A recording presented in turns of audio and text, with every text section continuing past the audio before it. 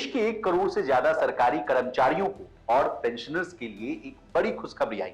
Money control के मुताबिक नई एनडीए सरकार जुलाई 2024 में बजट लाने के बाद 8वें वेतन आयोग को ला सकती है। यानी इस महीने तक लाखों करोड़ों सरकारी कर्मचारियों का जिस चीज का बेसब्री से इंतजार था, वो सपना अब पूरा होने वाला है। नई सरकार के गठन के बाद मोदी सरकार फुल एक्शन मोड में आ गई। कल ही प्रधानमंत्री ने पीएम किसान निधि की 17वीं किस्त जारी करते हुए 9.3 करोड़ किसानों के खाते में 2-2 हजार रुपए ट्रांसफर किए। इसके अलावा विभागों के बंटवारे के तुरंत बाद वित्त मंत्रालय ने राज्यों को 1,39,750 करोड़ रुपए का टैक्स डिवॉल्यूशन जारी करने की हरी झंडी दिखा दी।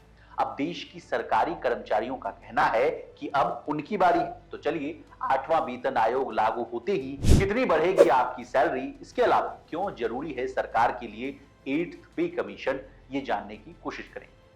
नमस्कार, आप देख रहे हैं लोकमत हिंदी और मैं हूं आपके साथ विशाल शर्मा। सबसे पहले सरकार के लिए 8th पे कमीशन क्यों जरूरी है, इससे कहानी की शुरुआत करते हैं। इस बार के लोकसभा चुनाव में 10 करोड़ सरकारी कर्मचारियों ने भाजपा को तगड़ा झटका दिया। इस वजह से भाजपा अकेले अपने दम पर सरकार बनाने के लिए जो जादुई आंकड़ा उनको चाहिए था, उससे भी दूर हो गई थी। सरकारी कर्मचारी 8वें वेतन आयोग का गठन, 18 माह के कोविड के समय का जो डीए का एरियर था वो ना देना और पुरानी पेंशन यानी ओल्ड पेंशन पर कोई ठोस निर्णय नहीं लिए जाने से सरकार से खफा थे। आपकी जानकारी के लिए बता दें, उत्तर प्रदेश, हरियाणा, पंजाब, राजस्थान, महाराष्ट्र, तमिलनाडु और कई दूसरे राज्यों में सरकारी कर्मचारियों का जो रोष था लोकसभा चुनाव के नतीजों में साफ तौर पर देखा जा सकता है।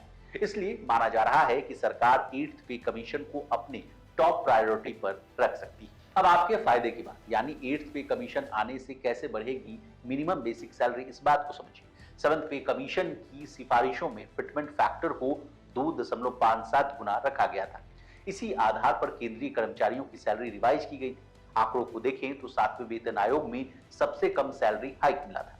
हालांकि बेसिक सैलरी 18,000 रुपए कर दी गई थी। चर्चा है कि 8वें वेतन आयोग में फिटमेंट फैक्टर को 2.57% से बढ़ाकर 3.68 गुना तक किया जा सकता है। ऐसी स्थिति में न्यूनतम वेतन जो है 18,000 रुपए से बढ़कर 26,000 रुपए हो जाएगी। अब जाते जाते पुराने पी कमीशन में कितनी बढ़ी थी सैलरी, इन आंकड़ों से भी खुद को अपडेट कर लीजिए। 7th पे कमीशन का गठन साल 2014 में हुआ था। इसे साल 2016 में लागू किया गया था।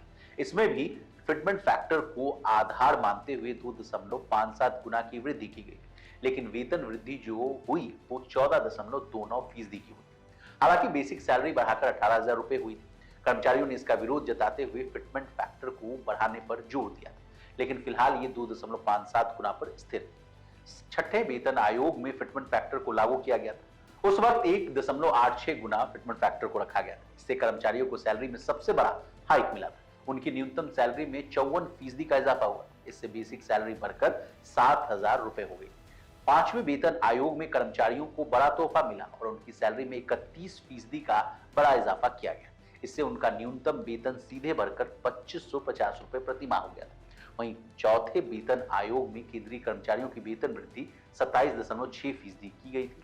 इसमें उनका न्यूनतम वेतन 750 रुपए तय था। अब हमने आपको सरकारी कर्मचारियों को कैसे मिलेगा बड़ा सरकारी तोहफा ये बता दिया। आपको हमारी ये रिपोर्ट कैसी लगी कमेंट सेक्शन में जरूर बताइए। इसी तरह देश और दुनिया और बिजनेस जगत से जुड़ी तमाम ताजा तरीन खबरों के लिए बने रहिए हमारे साथ और देखते रहिए लोकमत हिंदी।